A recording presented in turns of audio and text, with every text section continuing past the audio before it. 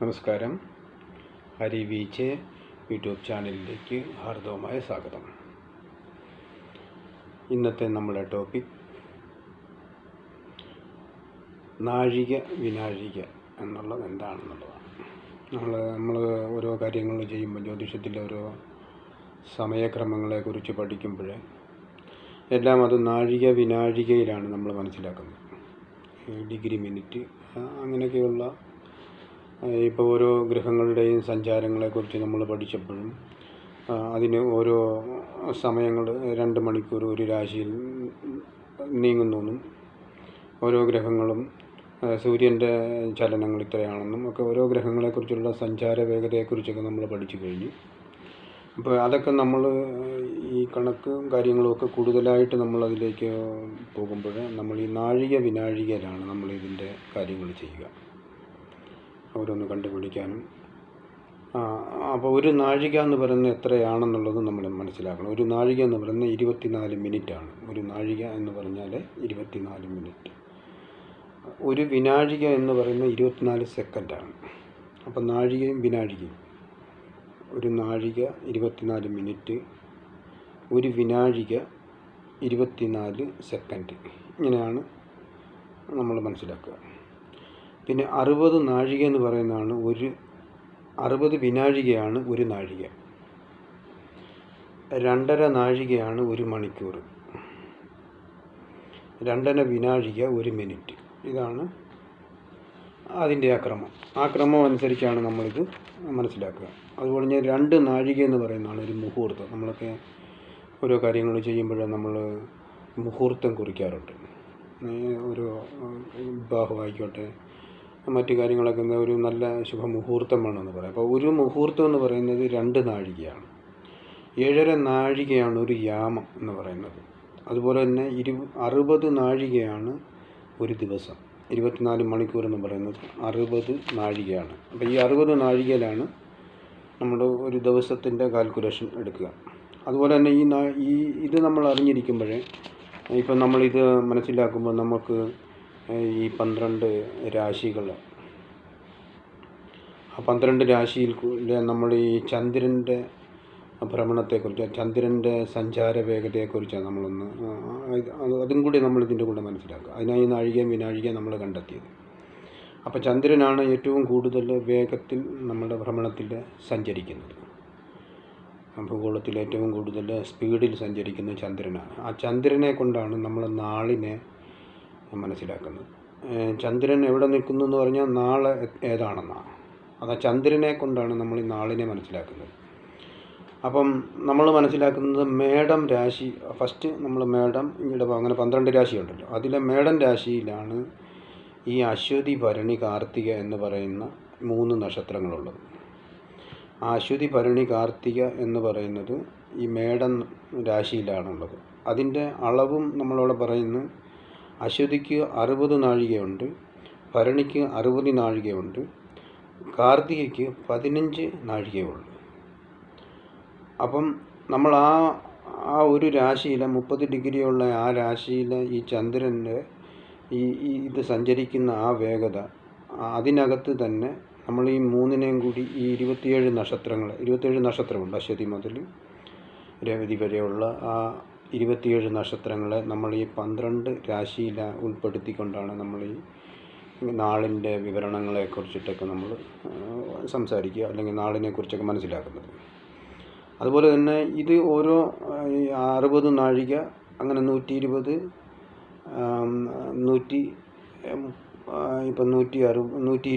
135 നാഴികയാണ് ഒരു രാശിയിൽ വരിക. 135 നാഴിക ആണ് ഒരു രാശിയിൽ, 30 ഡിഗ്രിയുള്ള ഒരു രാശിയിൽ. അങ്ങനെ നമ്മൾ 27 നക്ഷത്രത്തെയും നമ്മളിങ്ങനെ ഓരോ രാശിയിൽ 3 നക്ഷത്രം വെച്ച് ഭാഗിച്ച് ആ സമയക്രമങ്ങൾ കണ്ടെത്തണം. ആ കണ്ടെത്തുന്നതിൻ്റെ വേണ്ടിയാണ് നമ്മൾ ഈ നാഴിക വിനാഴികളെ കുറിച്ചിട്ട് പഠിച്ചിട്ടുള്ളത്.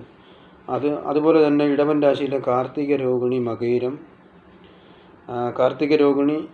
മകയിരം, ഇതാണ് ഇടവൻ രാശിയിലുള്ളത്. അത് 45 നാഴിക കാർത്തികം, 60 നാഴിക രോഹിണി, 30 നാഴിക മകയിരം, ഇങ്ങനെയൊക്കെ നമ്മൾ കേട്ടിട്ടുണ്ട്.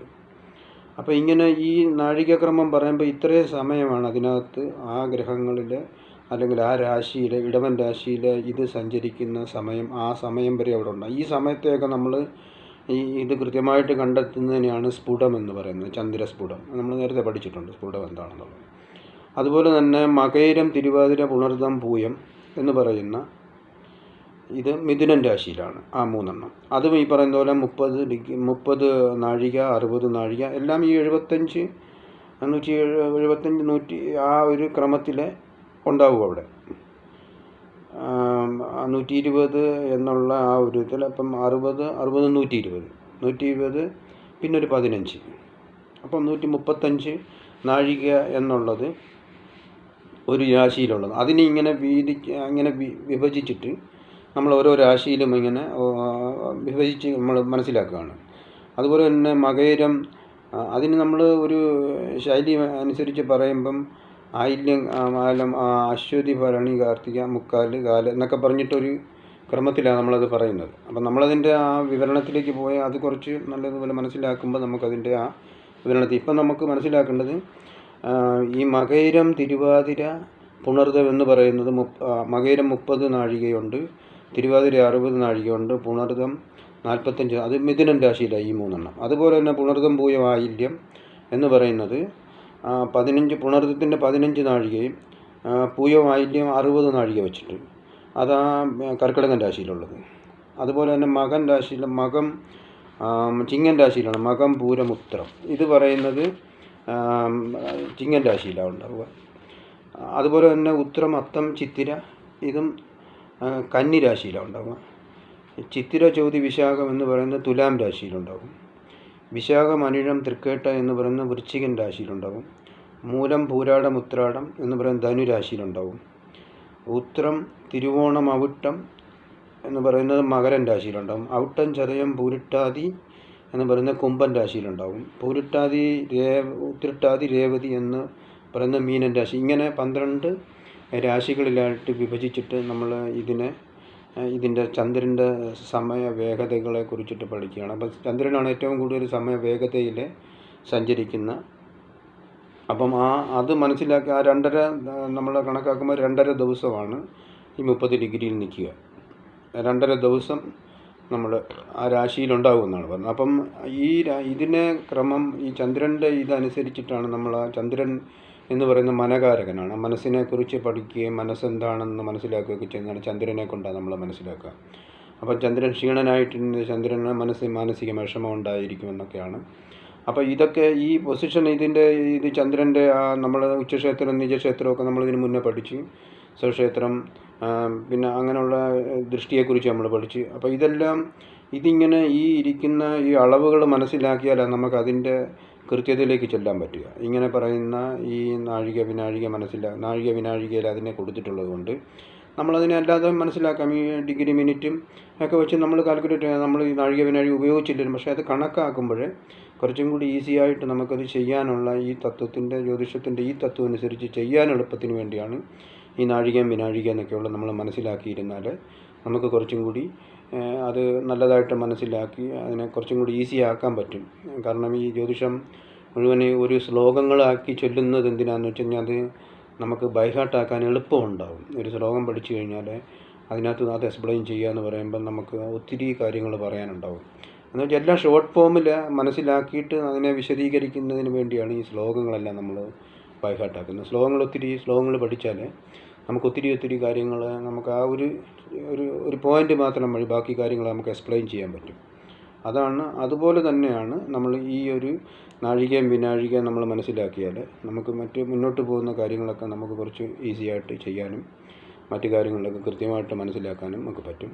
അപ്പം ഈ വീഡിയോ നിങ്ങൾക്ക് ഇഷ്ടപ്പെട്ടെങ്കിൽ ലൈക്ക് ചെയ്യുക, ഷെയർ ചെയ്യുക, സബ്സ്ക്രൈബ് ചെയ്യുക. തുടർന്ന് അടുത്തൊരു സബ്ജക്റ്റുമായിട്ട് അടുത്ത വീഡിയോയിൽ കാണും വരെ നമസ്കാരം.